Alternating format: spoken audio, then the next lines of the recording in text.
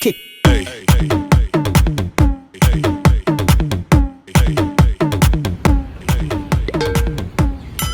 Hello, hello, hello! Ano ne? Hello, hello, hello! Ano ne? Hi mga kamamon! Hi everyone and welcome back to my channel! If you're new to my channel, please don't forget to subscribe and click that bell icon para notified kayo on my future video uploads. So ano nga bang video natin ngayon? Well, I hope this video will guide our OFWs when they go back home to make it less complicated para alam na nila on hand kung ano ang kailangan at ano ang dapat gawin. Dahil nag-ease up na nga yung travel, so it's time for us to go back home and visit our family, di ba? So maraming mga links na mention sa video, but don't worry, I'll put them all in the description box for you to refer. So ano bang inaantay natin? Let's watch this video! Today we're going for our supervised ART. So we opted not to take the PCR test kasi ang mahal. So expensive. It's around 105, cheapest that I inquired. And yung ART, supervised ART is just around $15. But the one I took is $35 because it's one of those clinics that is in the list under Notarise.gov.sg. And we're going up. So ayan, lumagpas po tayo. Ayun po yung clinic natin. Sa video, lagpasan natin yung clinic. So bababa tayo ulit. Ayan, we're here. And once again, we've made an appointment here at True Medical Clinic. So, ayan, papasok na ako. I'm going in. Ayan, I already have a negative test result from the ART na ginawa ko. And I've already received the certification from the clinic. They've sent it to me via email. That's the one that I'm gonna print out and use for doc check sa airport. Okay, so that's one down and more to go. So next is yung vaccination certificate. At first, nalito ako because I thought yung vaccination certificate is nakukuha lang sa Health Hub application, mobile application.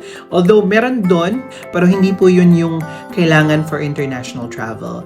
What you need to do is you need to go to Notarise.gov.sg. I'm gonna put down the link sa description box for you to refer. So once you're on the Notarise.gov.sg website, click on Vaccination Certificate and it will prompt you to log in using your SingPass. So kailangan updated yung SingPass username and password mo. Once logged in, they will ask you questions. Just go with the flow, and then after that, an email will be sent out to you with your vaccination certificate. That's the one that you're going to be printing out and you're going to use for doc check at the airport. So parang 3 pages yun. Makikita mo may mga QR code din siya. Okay? So next is yung ONEHealth registration. Yung ONEHealth registration is actually can be done within 3 days. That's within 3 days prior to flight departure. Not necessarily the 3rd day before flight departure kasi ganun ang ginawa ko. Parang aligaga ako. So anyways, it is within 3 days prior to your flight departure. So you register on that, and once you've registered, an email acknowledgement with the QR code and the code will be sent out to you. That's the one that you're gonna print out and will be using for doc check sa airport. Okay, so tatlo na yon. You have your certification, proof of negative result for PCR or ART, and then second is your vaccination certificate. The third one is your ONEHealth registration. Okay? So, these are the 3 main documents that they need for checking sa airport. So, for doc checking. But, you will also need your OEC certificate printed out before you fly. And you can request for it sa BM Online ng POEA. It's easy, one go-through process, and then once you have it, you can just easily print out. It's a soft copy, but you can print it out. Print 3 copies of it. Okay, so that's it for now. The next day. Ayan, we're approaching Terminal 1, Singapore to Cebu. Dito yon. So we're ready with our certificates, and we're ready to go in. Here we go. Haba na ang pila. So this is the queue for document check. That's why agahan ninyo. Sorry, where's the queue for Cebu? Going to Cebu? Oh yeah, inside here. Inside here. Thank you so much. Few moments later. So guys, we're checking in now. Checking na tayo. So we'll be flying at 10:15 and check-in kiosk. Shop assistants closed 2 hours before. So So ayan guys, nakapasok na tayo. Okay, so andito na tayo sa boarding area. Medyo marami-rami na rin tao. So, update lang. Bago nga pala ikaw makapag-proceed sa check-in at the airport, agahan nyo kasi dapat more than 2 hours before the flight. Nandito na kayo sa airport kasi may document checking pa. For now, siguro magulo pa lang because it's still early pa naman sa easing sa travel restriction. So all flights for Scoot, isa lang yung queue for document checking. So I'm not so sure how many flights there are for today. Pero marami kami kanina naka-queue. And inabot tayo ng almost an hour para lang for the document checking. So yung document checking nga is yung pre-departure flight requirements, which are the PCR test or the ART test.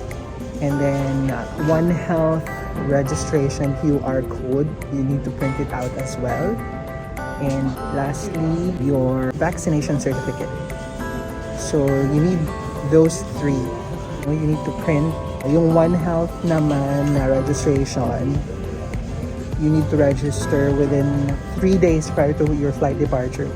So pag nag-book kayo ng flight, mas mabuti na may seat number na. You request for a seat number on hand. Cause like me, I only got my seat number on the day of check-in, which is today. So I'm unable to update the flight details anymore. And even the PCR or ART results, I'm no longer able to update it sa ONEHealth registration website or sa site. Kasi may email sila doon with the QR code for you to log in and edit, but you're only able to edit those profile information. So flight details and all, you will no longer be able to edit it, including uploading of PCR and ART result. And I'm also no longer able to update my seat number, although they actually said on the website that you need to update your seat number before your flight. So I think this is one of the things that Philippine Embassy, they need to look into this. After you've successfully registered, 2 days before or on the day itself before your flight, if you update your flight details and if you upload your test results, you will no longer be able to do it. So it goes the same for my friend who's also traveling today to Manila. And he told me the same thing when he got his PCR result, which is 2 days from today. He was no longer able to upload it on the website. So yun lang yung mga points na you need to look into for your departure. Other than that, then you're ready to go home to the Philippines. So update ko kayo mamaya. See ya, bye. Ayan guys, we're going on board. And we're here to gate. Okay mga kamamon, ang face shield is no longer required on board. Ang kinakailangan lang is for you to have your mask on the entire trip.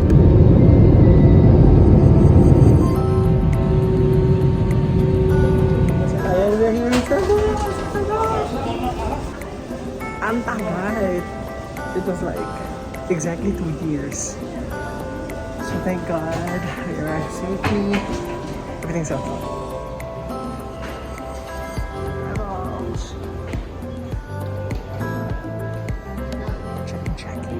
So ayan, upon arrival, may parang validation counter, and you have to make sure that you have the 2 cards signed that they gave you on the plane.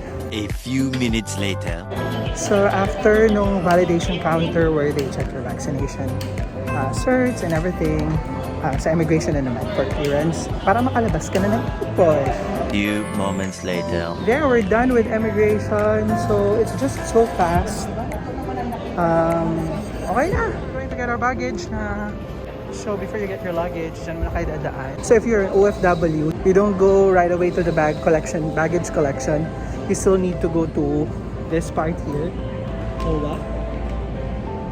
So it's this area here where you can find OWWA. So ayan, we're done with OWWA.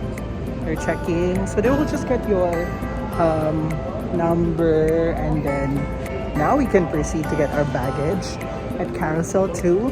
After we get our baggage, then we're ready to go home. That's it. Easy lang. Since there's not a lot of people for now. So we got our luggages. And they're so helpful here. Nakapile up na actually these luggages. Ano siya sa parang card. But if wala pa siya, nakapile diha, then you have to wait. But they're so helpful. Everyone's so helpful. So we're ready to go. Bye! 1 week later. Hi mga kamamon! We're here at Changhua Hospital, Cebu City for our scheduled supervised ART. Ayan, 660 ang nabayaran ko dyan. Isa to sa mga pre-departure requirements going back to Singapore. But to make sure, check on Notarise.gov.sg for the list of certified clinics and hospitals na pwede niyong puntahan. Second is yung SG arrival card with health declaration, which you need to do, by the way, 3 days prior to flight departure. I'm gonna put up the link in the description box below for you to refer. And then you need your OAC and your vaccination certificate. So we're done with the test. Kaya na tinatawag na uwi tayong lupaan. Grabe.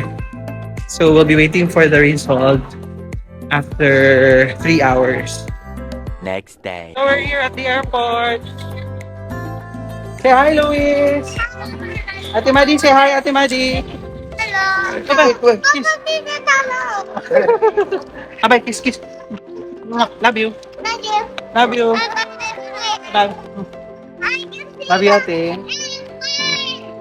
See you next time. Bye-bye pa. Bye-bye, Luis. Say bye-bye here, babe. Bye-bye here. Uy. Bye-bye. Guys, upon entry, ang una-una ninyong gawin is to have clearance with OWWA. That's where you give your OAC. So guys, after OWWA clearance, you need to proceed to the check-in counter, respective check-in counters. And you need the following, the departure card, which I will show you later, this one. And you will need to fill up a lot of things. So make sure you arrive at the airport earlier, like I did, 2 hours before the flight. And aside from this, they will ask for your overseas employment certificate, the OEC certification and clearance.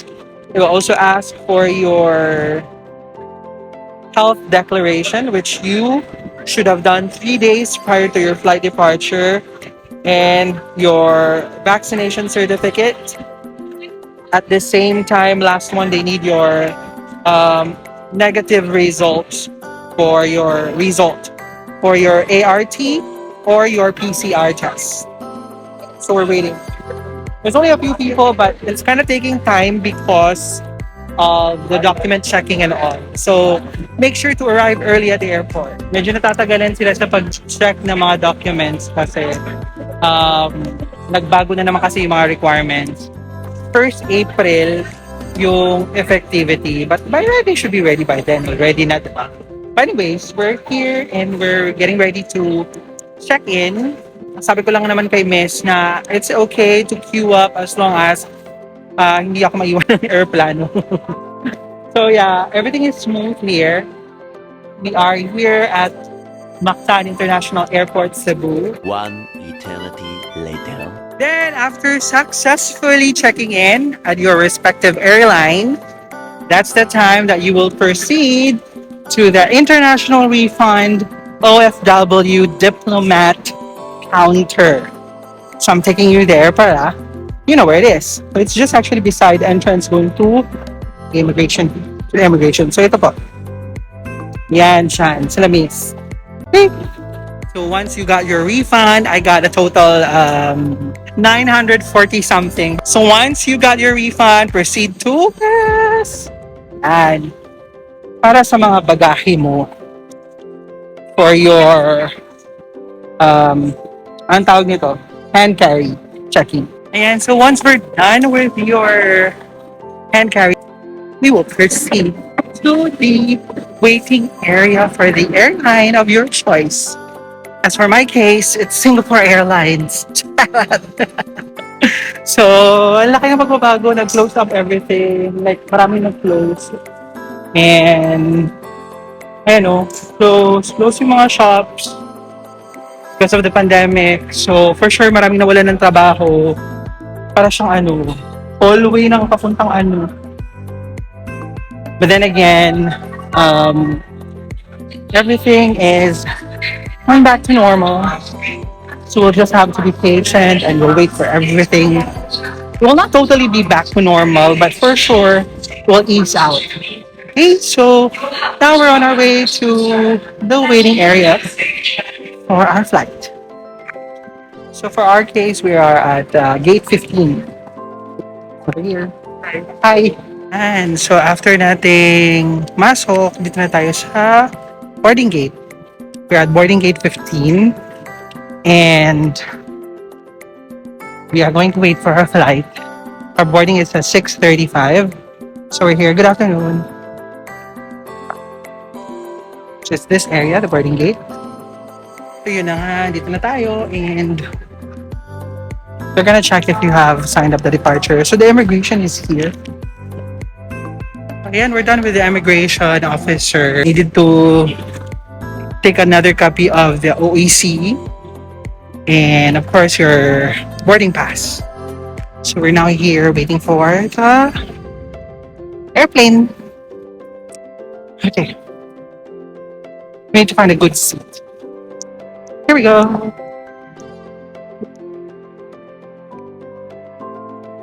Yes, we're here. So kanina medyo natagalan tayo sa check-in. It's because they needed to check the expiry date of my work pass or my S pass. You know, sa employment pass or sa S pass card natin for those OFWs sa Singapore, they don't have the expiry date. So for us to know the expiry date, we have to scan using the SG Work Pass application. So they were trying to figure out what is the expiration date. So hindi nila makita kasi nga wala dun sa card. So sinabi ko, you might want to check on the OEC because they have it and it's there. But apparently, they cannot rely on the OEC alone. So they need to check the card expiration within the card. So since natagalan sila, I helped them a bit since meron naman akong na SG Work Pass app where you can scan the QR code of your S-Pass and then they can see the details including the expiration date. So yun, dun sila sinabi ko I offered them my help and then I told them if I can scan it for them and then they're okay with it. So I scanned it and showed them the details at dun nila nakita yung expiration date. Kaya sabi ko kay kay ma'am, maybe you might want to download the app as well kasi useful siya. 1 hour later. So time check, it's already 7:33 and we are still at Mactan International Airport. Our flight got delayed for another hour. Singapore Airlines is giving us those masks and all, so I can see that they're giving it now. So ito na yung freebies na giveaways. Ayuda! Thank you Singapore Airlines. Pero delay pa rin yung flight. 1 hour na. Few moments later. Bye for now, Cebu. Time to go back to Singapore now. We're boarding.